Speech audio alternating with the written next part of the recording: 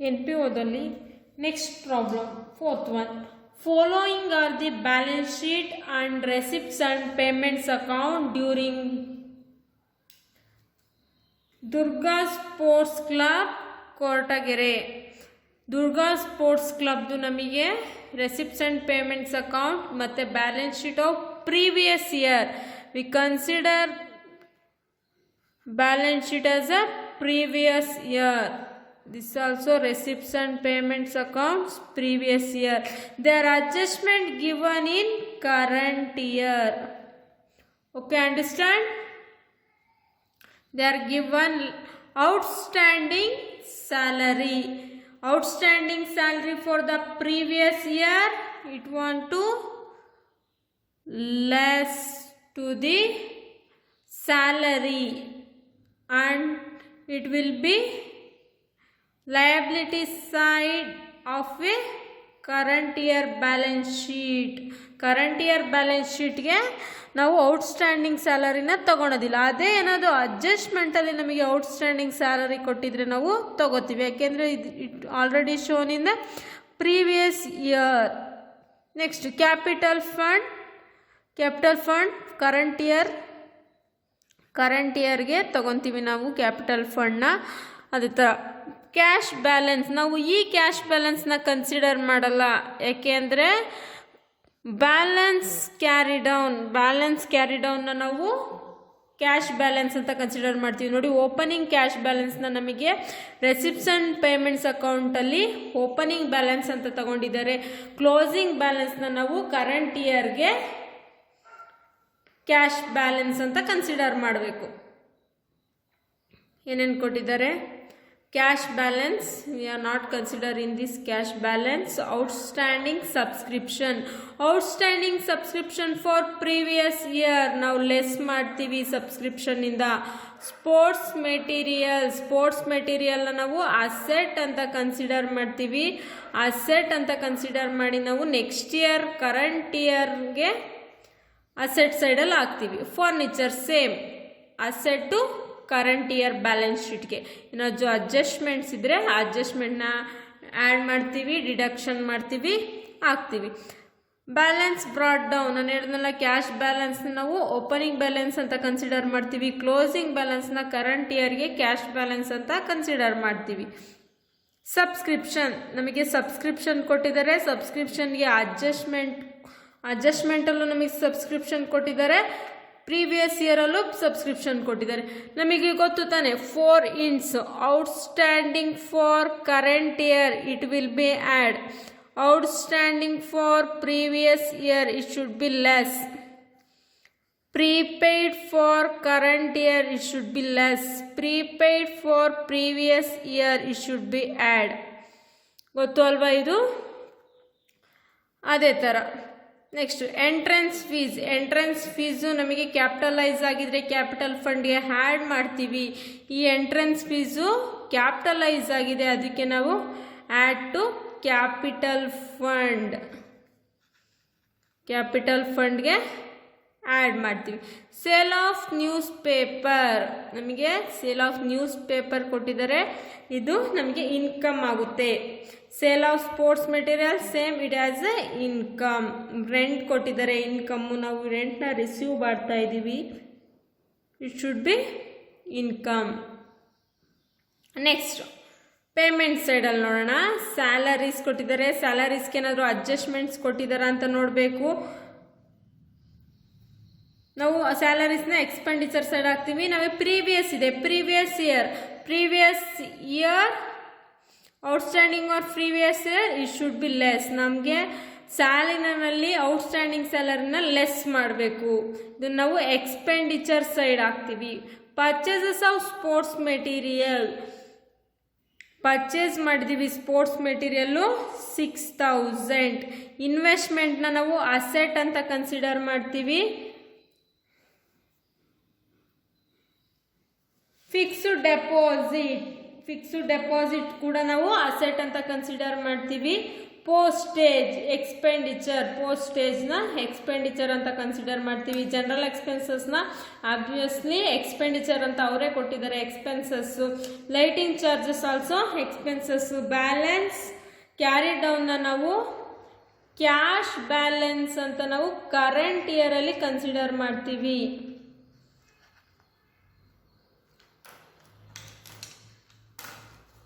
Next adjustments ಏನೇನು ಕೊಟ್ಟಿದ್ದಾರೆ ಅಂತ ನೋಡೋಣ.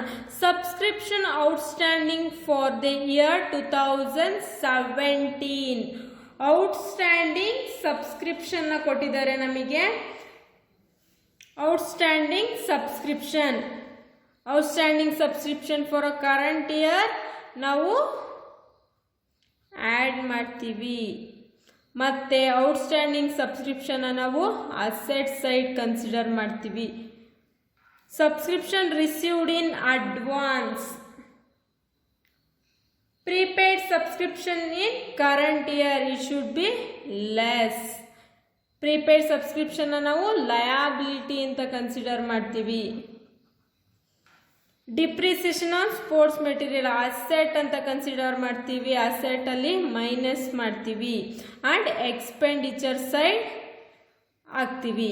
ಕ್ಯಾಪಿಟಲೈಸೇಷನ್ನು ನಾವು ಲಯಬಿಲಿಟಿ ಅಂತ ಕನ್ಸಿಡರ್ ಮಾಡ್ತೀವಿ, ಕ್ಯಾಪಿಟಲ್ ಫಂಡ್ಗೆ ಆ್ಯಡ್ ಮಾಡ್ತೀವಿ. ಔಟ್ಸ್ಟ್ಯಾಂಡಿಂಗ್ ಲೈಟಿಂಗ್ ಚಾರ್ಜಸ್ ನಾವು ಎಕ್ಸ್ಪೆಂಡಿಚರ್ ಅಂತ ಕನ್ಸಿಡರ್ ಮಾಡ್ತೀವಿ. ಹಾಗೆ ಔಟ್ಸ್ಟ್ಯಾಂಡಿಂಗ್ ಲೈಟಿಂಗ್ ಚಾರ್ಜಸ್ನ ನಾವು ಲಯಾಬಿಲಿಟೀಸ್ ಅಂತ ಕನ್ಸಿಡರ್ ಮಾಡ್ತೀವಿ. ನೋಡಿ ನಾವೆಲ್ಲ ಟೂ ಟೈಮ್ಸ್ ಕನ್ಸಿಡರ್ ಮಾಡ್ತೀವಿ. ಅಡ್ಜಸ್ಟ್ಮೆಂಟ್ ಐಟಮ್ಸ್ನ ಮಾತ್ರ ಇನ್ಕಮ್ಗೆ ಆ್ಯಡ್ ಮಾಡ್ತೀವಿ ಮತ್ತು ಅಸೆಟ್ ಸೈಡ್ ಹಾಕ್ತೀವಿ. ಇಲ್ಲಿ ಇನ್ಕಮ್ಗೆ ಲೆಸ್ ಮಾಡ್ತೀವಿ, ಲಯಬಿಲಿಟಿ ಸೈಡ್ ಹಾಕ್ತೀವಿ. ನೆಕ್ಸ್ಟ್ ಡಿಪ್ರಿಸಿಯೇಷನ್ ಎಕ್ಸ್ಪೆಂಡಿಚರ್ ಸೈಡ್ ಹಾಕ್ತೀವಿ, ಅಸೆಟಲ್ಲಿ ಮೈನಸ್ ಮಾಡ್ತೀವಿ.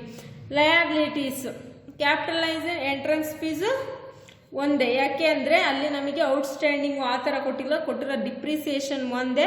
ಆ ಡಿಪ್ರಿಸಿಯೇಷನ್ ನಾವು 2 ಟೈಮ್ಸ್ ಕನ್ಸಿಡರ್ ಮಾಡ್ತೀವಿ. ಅದೇ ಥರ ಕ್ಯಾಪಿಟಲೈಸ್ ಎಂಟ್ರೆನ್ಸ್ ಫೀಸ್ ಅಂತ ಕೊಟ್ಟಿದ್ದಾರೆ, ಬರೀ ಕ್ಯಾಪಿಟಲೈಸ್ ಅಂತ ಆಗಿದೆ ಅಂತ ಹೇಳಿದ್ರೆ ಅದಕ್ಕೆ ನಾವು ಲಯಾಬಿಲಿಟಿ ಸೈಡ್ ಕನ್ಸಿಡರ್ ಮಾಡ್ತೀವಿ. Outstanding lighting charges expenditure side ಹಾಕ್ತೀವಿ ಮತ್ತು ಲಯಾಬಿಲಿಟಿ ಸೈಡ್ ಕನ್ಸಿಡರ್ ಮಾಡ್ತೀವಿ.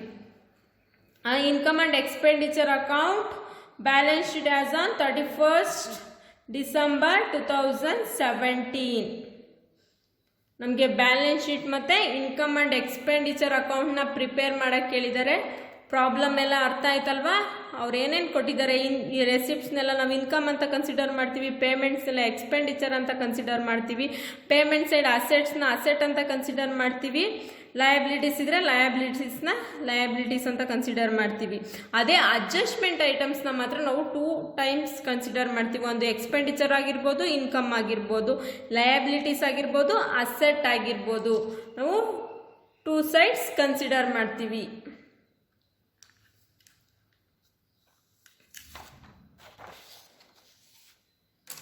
ಪ್ರಾಬ್ಲಮ್ ಸಾಲ್ವ್ ಮಾಡೋಣ. In the books of Durga sports club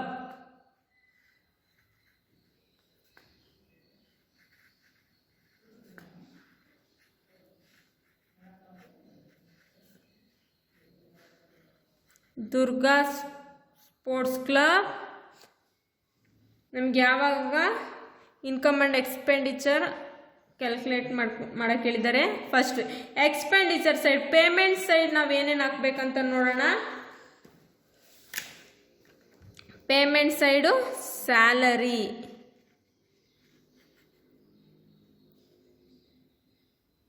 outstanding salary for previous year ಇದೆ ತಾನೆ, ಅಲ್ಲಿ ನಮಗೆ ಸ್ಯಾಲರಿ 10,000 ಕೊಟ್ಟಿದ್ದಾರೆ. Outstanding for previous year it should be less 2,000. Previous ಇಯರಲ್ಲಿ ಔಟ್ಸ್ಟ್ಯಾಂಡಿಂಗ್ ಇದೆ, outer column 8,000. Next postage 300. General expenses 400.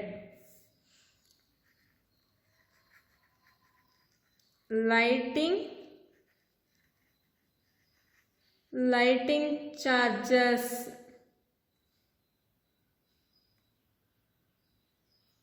Charges amount ಎಷ್ಟು ಕೊಟ್ಟಿದ್ದಾರೆ ಪ್ರಾಬ್ಲಮಲ್ಲಿ 1600 ಅಡ್ಜಸ್ಟ್ಮೆಂಟ್ ಇದೆ ಅಲ್ವಾ.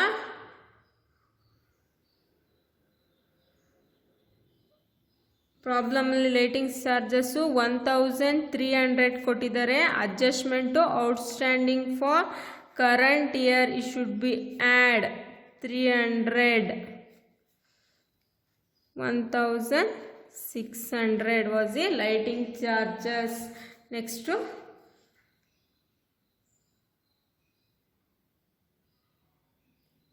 ಲೈಟಿಂಗ್ ಚಾರ್ಜಸ್ಸು ಜನರಲ್ ಎಕ್ಸ್ಪೆನ್ಸಸ್ಸು ಎಲ್ಲಾಯಿತು. ಡಿಪ್ರಿಸಿಯೇಷನ್ ಆನ್ ಸ್ಪೋರ್ಟ್ಸ್ ಮೆಟೀರಿಯಲ್ಗೆ ಡಿಪ್ರಿಸಿಯೇಷನ್ ಚಾರ್ಜ್ ಮಾಡೋಕ್ಕೆ ಹೇಳಿದ್ದಾರೆ. ನಮ್ಮ ಹತ್ರ ಸ್ಪೋರ್ಟ್ಸ್ ಮೆಟೀರಿಯಲ್ ಎಷ್ಟಿದೆ?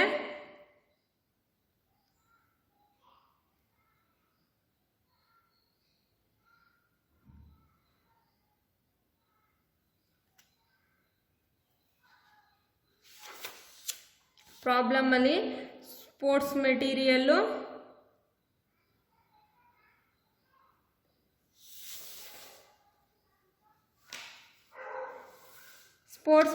ನಮಗೆ ಪ್ರಾಬ್ಲಮಲ್ಲಿ 16,000 ಮತ್ತು ಪರ್ಚೇಸ್ ಆಫ್ ಸ್ಪೋರ್ಟ್ಸ್ ಮೆಟೀರಿಯಲ್ 6,000 ಇದೆ. In this problem they are given amount, ನಮಗೆ ಪರ್ಸೆಂಟೇಜ್ ಕೊಟ್ಟಿಲ್ಲ. ಪ್ರಾಬ್ಲಮಲ್ಲಿ ನೋಡಿ ಅಮೌಂಟ್ ಕೊಟ್ಟಿದ್ದಾರೆ 5,000. ಆದರೆ ನಮಗೆ ಸ್ಪೋರ್ಟ್ಸ್ ಮೆಟೀರಿಯಲ್ ಬೇರೆನೇ ಇದೆ, ಆದರೆ ನಮಗೆ ಅಮೌಂಟ್ ಅವ್ರು ಡೈರೆಕ್ಟಾಗಿ ಕೊಟ್ಟಿದ್ದಾರೆ. ಅದಕ್ಕೆ ನಾವು ಡೈರೆಕ್ಟಾಗಿ ಸ್ಪೋರ್ಟ್ಸ್ ಮೆಟೀರಿಯಲ್ ಅಮೌಂಟ್ ಕನ್ಸಿಡರ್ ಮಾಡಬೇಕು 5,000. ನೆಕ್ಸ್ಟ್ ಇನ್ ರೆಸಿಪ್ಟ್ ಸೈಡ್ ನೋಡೋಣ. ರೆಸಿಪ್ಟ್ ಸೈಡ್ ಏನೇನಿದೆ? Sale of old sports material ಇದೆ.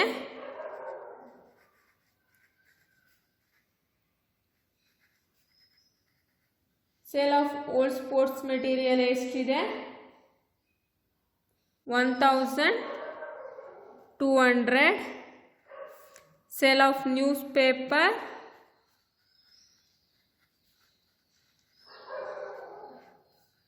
200. ರೆಂಟ್ 7,000. ಮೇನಾಗಿ 7,000. ಮೇನಾಗಿ ನಾವು ಸಬ್ಸ್ಕ್ರಿಪ್ಷನ್ ತುಂಬಾ ಅಡ್ಜಸ್ಟ್ಮೆಂಟ್ ಇದೆ. 38,000 ಅಮೌಂಟ್ ಕೊಟ್ಟಿದ್ದಾರೆ. Outstanding for current year add ಮಾಡಬೇಕು 3,000. Prepaid for current year less ಮಾಡಬೇಕು 1,000. Outstanding for previous year less ಮಾಡಬೇಕು 1,200. 38,800. ಟೋಟಲ್ ಮಾಡಿ 38,800 plus 7,000 plus 200 plus 1,200. 8,300, 400, 1,600, 5,000. Which side is more? Obviously credit side is more. 47,200. 47,200 ನಮಗೆ surplus ಬಂದಿದೆ. ಯಾವ ಥರ ಸರ್ಪ್ಲಸ್ ಕ್ಯಾಲ್ಕುಲೇಟ್ ಮಾಡೋದು ಗೊತ್ತಲ್ವಾ? ಕ್ರೆಡಿಟ್ ಸೈಡ್ ಅಮೌಂಟಿಂದ 47,200 8,000, 300, 400, 1,600, 5,000 ಮೈನಸ್ ಮಾಡಿದ್ರೆ ನಮಗೆ 31,900 ಬರುತ್ತೆ. 47ಇಂದ ಇಷ್ಟು ಐಟಮ್ಸ್ನ ಮೈನಸ್ ಮಾಡಿದ್ರೆ ನಮಗೆ ಸರ್ಪ್ಲಸ್ ಬರುತ್ತೆ. ಆ ಸರ್ಪ್ಲಸ್ನ ನಾವು ಕ್ಯಾಪಿಟಲ್ ಫಂಡಿಗೆ ಆ್ಯಡ್ ಮಾಡ್ತೀವಿ. ಇವಾಗ liability side capital fund balance ಶೀಟಲ್ಲಿ ಎಷ್ಟು ಕೊಟ್ಟಿದ್ರೆ ಕ್ಯಾಪಿಟಲ್ ಫಂಡ್ 32,500 ಪ್ಲಸ್ ಸರ್ಪ್ಲಸ್ ಎಷ್ಟಿದೆ 31,900.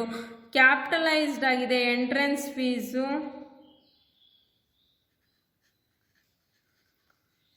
ಎಷ್ಟಾಗಿದೆ? ಕ್ಯಾಪಿಟಲೈಸ್ಡ್ ಎಂಟ್ರೆನ್ಸ್ ಫೀಸು 2000 ಟೋಟಲ್ ಮಾಡಿ 60 63 65 66 400 asset side investment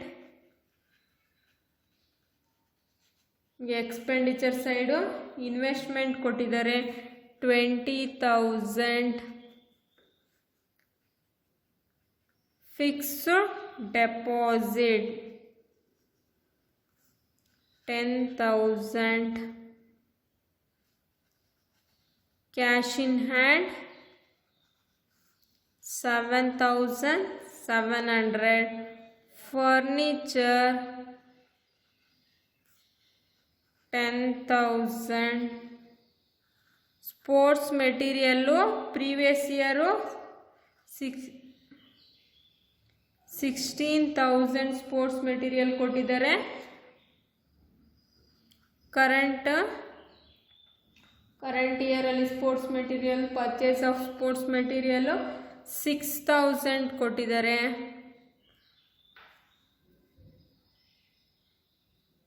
$6,000 minus depreciation ಎಷ್ಟಿದೆ 5,000 ಎಲ್ಲ ಪ್ಲಸ್ ಮಾಡಿ ಮೈನಸ್ ಮಾಡಿದ್ರೆ ನಮಗೆ 17,000 ಸ್ಪೋರ್ಟ್ ಮೆಟೀರಿಯಲ್. ಅಡ್ಜಸ್ಟ್ಮೆಂಟಲ್ಲಿರೋ ಐಟಮ್ಸ್ನ ನೋಡೋಣ. ಅಡ್ಜಸ್ಟ್ಮೆಂಟಲ್ಲಿ ನಮಗೆ ಔಟ್ಸ್ಟ್ಯಾಂಡಿಂಗ್ ಸಬ್ಸ್ಕ್ರಿಪ್ಷನ್ ಕೊಟ್ಟಿದ್ದಾರೆ. ಔಟ್ಸ್ಟ್ಯಾಂಡಿಂಗ್ ಸಬ್ಸ್ಕ್ರಿಪ್ಷನ್ನ ನಾವು ಅಸೆಟಿಗೆ ಕನ್ಸಿಡರ್ ಮಾಡ್ತೀವಿ. Outstanding subscription. ಪ್ರೀಪೇಯ್ಡ್ ಸಬ್ಸ್ಕ್ರಿಪ್ಷನ್ನ ನಾವು ಲಯಬಿಲಿಟಿ ಅಂತ ಕನ್ಸಿಡರ್ ಮಾಡ್ತೀವಿ. ಪ್ರೀಪೇಯ್ಡ್ ಸಬ್ಸ್ಕ್ರಿಪ್ಷನ್ನು ಮತ್ತು ಡಿಪ್ರಿಸಿಯೇಷನ್ನು ಕನ್ಸಿಡರ್ ಮಾಡಿದ್ದೀವಿ. ಆಯಿತು. ಕ್ಯಾಪಿಟಲೈಸೇಷನ್ನು ಕನ್ಸಿಡರ್ ಮಾಡಿದ್ದೀವಿ. ಎಂಟ್ರೆನ್ಸ್ ಫೀಸು ಆಯಿತು. ಔಟ್ಸ್ಟ್ಯಾಂಡಿಂಗ್ ಫಾರ್ ಲೈಟಿಂಗ್ನ ನಾವು ಲಯಬಿಲಿಟಿ ಅಂತ ಕನ್ಸಿಡರ್ ಮಾಡ್ತೀವಿ. ಔಟ್ಸ್ಟ್ಯಾಂಡಿಂಗ್ ಫಾರ್ ಲೈಟಿಂಗ್ 300 ಟೋಟಲ್ ಮಾಡಿ 67,700. ಈ ಕಡೆ ಟೋಟಲ್ ಮಾಡಿ 30 40 50 60 67,700.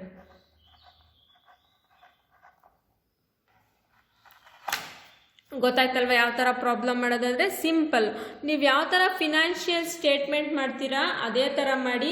ಇಲ್ಲಿ ಮೇಯ್ನಾಗಿ ಅಸೆಟ್ಟು ಮತ್ತು ಲಯಬಿಲಿಟೀಸ್ ಕ್ಲಾಸಿಫೈ ಮಾಡಬೇಕಾದ್ರೆ ಅಡ್ಜಸ್ಟ್ಮೆಂಟಲ್ಲಿ ತುಂಬ ಇಂಪಾರ್ಟೆಂಟ್.